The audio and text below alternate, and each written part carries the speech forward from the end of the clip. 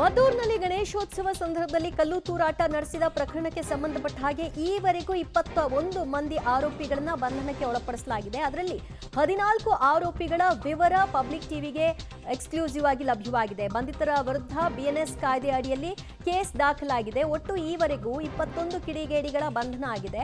14 ಆರೋಪಿಗಳು ಯಾರ್ಯಾರು ಈ ಕೃತ್ಯದಲ್ಲಿ ಭಾಗಿಯಾದವರು ಅನ್ನೋದರ ಬಗ್ಗೆಯೂ ಕೂಡ ಮಾಹಿತಿ ಸಿಕ್ಕಿದೆ. ಮೊಹಮ್ಮದ್ ಆವೇಜ್, ಮೊಹಮ್ಮದ್ ಇರ್ಫಾನ್, ನವಾಜ್ ಖಾನ್, ಇಮ್ರಾನ್ ಪಾಷಾ, ಉಮರ್ ಫಾರೂಕ್, ಸೈಯದ್ ದಸ್ತಗೀರ್ ನೋಡಿ ಬಂಧಿತ ಆರೋಪಿಗಳೆಲ್ಲರೂ ಕೂಡ ಮುಸ್ಲಿಂ ಸಮುದಾಯದವರು.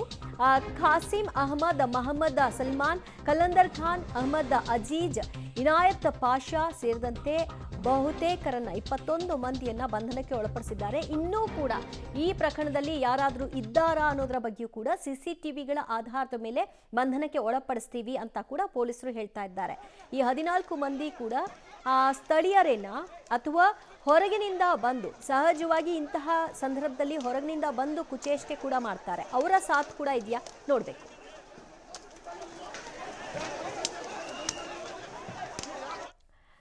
ಮತ್ತಷ್ಟು ಮಾಹಿತಿ ಪಡೆಯೋಣ ನಮ್ಮ ಪ್ರತಿನಿಧಿ ರೋಹಿತ್ರಿಂದ. ರೋಹಿತ್, ಈವರೆಗೂ 21 ಮಂದಿಯ ಬಂಧನ ಆಗಿದೆ. ಇಷ್ಟೇ ಮಂದಿನ ಈ ಕೃತ್ಯದಲ್ಲಿ ಭಾಗಿಯಾಗಿರೋದು ಮತ್ತು ಏನು 14 ಮಂದಿಯ ಒಂದು ವಿವರ ನಮಗೆ ಲಭ್ಯ ಆಗ್ತಾ ಇದೆ, ಅವರೆಲ್ಲರೂ ಕೂಡ ಲೋಕಲೇಟ್ಸ್ ಅಥವಾ ಹೊರಗಿನವರ, ಅದರ ಬಗ್ಗೆ ಏನು ಡೀಟೇಲ್ಸ್ ಸಿಗ್ತಾ ಇದೆ ರೋಹಿತ್?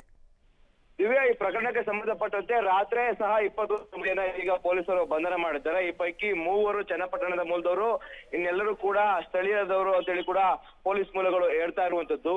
ಅಂದ್ರೆ 3 ಜನ ಹೇಳ್ತಾ ಇರುವಂತದ್ದು ಹಬ್ಬ ಇತ್ತು, ಹಂಗಾಗಿ ಊಟಕ್ಕೆ ಬಂದಿದ್ದು ಅಂತ ಹೇಳಿ ಹೇಳ್ತಾ ಇದ್ದಾರೆ. ಆದ್ರೆ ಸ್ಥಳೀಯರು ಹೇಳುವಂತ ಪ್ರಕಾರವಾಗಿ ಇಲ್ಲಿ ಯಾವುದೇ ರೀತಿಯಂತ ಹಬ್ಬ ಇರಲಿಲ್ಲ, ಇದೊಂದು ಪ್ರೀ ಪ್ಲಾನ್ ಆಗಿದೆ. ಆ ನಿಟ್ಟಿನಲ್ಲಿ ಚನ್ನಪಟ್ಟಣದಿಂದ ಬಂದು ಇವರೆಲ್ಲ ಪ್ಲಾನ್ ಮಾಡಿದ್ರು.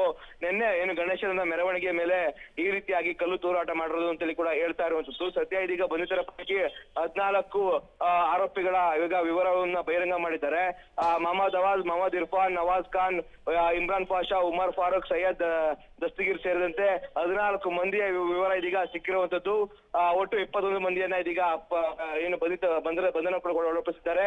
ಜೊತೆಗೆ ಇನ್ನೊಂದಷ್ಟು ಜನರನ್ನು ಕೂಡ ಪೊಲೀಸರು ವಶಕ್ಕೆ ಪಡೆಯುವಂತ ಸಾಧ್ಯತೆ ಇದೆ. ಅವರೆಲ್ಲರೂ ಕೂಡ ವಿಚಾರಣೆ ಮಾಡಿ ಯಾರೆಲ್ಲ ಈ ಪ್ರಕರಣದಲ್ಲಿ ಭಾಗಿಯಾಗಿದ್ದಾರೆ ಅವರನ್ನು ಕೂಡ ಬಂಧನ ಮಾಡುವ ಸಾಧ್ಯತೆ ಇದೆ. ಈ ದಳದಲ್ಲೇ ಕೂಡ ಸ್ಥಳೀಯ ಸಿಸಿಟಿವಿಗಳ ಪರಿಶೀಲನೆ ಇಂದಿಗೂ ಕೂಡ ಆಗ್ತಾ ಇದೆ.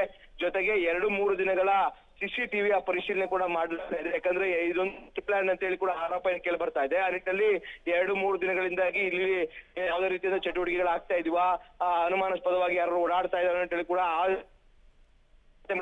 ಸ್ಥಳೀಯ ಸಿಸಿ ಕ್ಯಾಮೆರಾಗಳನ್ನು ಕೂಡ ವಶಪಡಿಸಿಕೊಂಡು ಹಾರ್ಡ್ ಡಿಸ್ಕ್ ಗಳನ್ನು ವಶಪಡಿಸಿಕೊಂಡು ಇದೀಗ ಅದನ್ನು ಕೂಡ ತನಿಖೆಯನ್ನ ಇದೀಗ ಪೊಲೀಸರು ಮುಂದುವರಿಸಿದ್ದು. ಓಕೆ ರೋಹಿತ್, ಥ್ಯಾಂಕ್ ಯು ನಿಮ್ಮೆಲ್ಲ ಮಾಹಿತಿಗೆ. ಒಟ್ಟು 21 ಮಂದಿಯ ಬಂಧನ ಆಗಿದೆ. ಇನ್ನುಳಿದಂತೆ ಹೆಚ್ಚುವರಿಯಾಗಿ ತಪಾಸಣೆಯನ್ನು ಕೂಡ ನಡೆಸಲಾಗ್ತಾ ಇದೆ.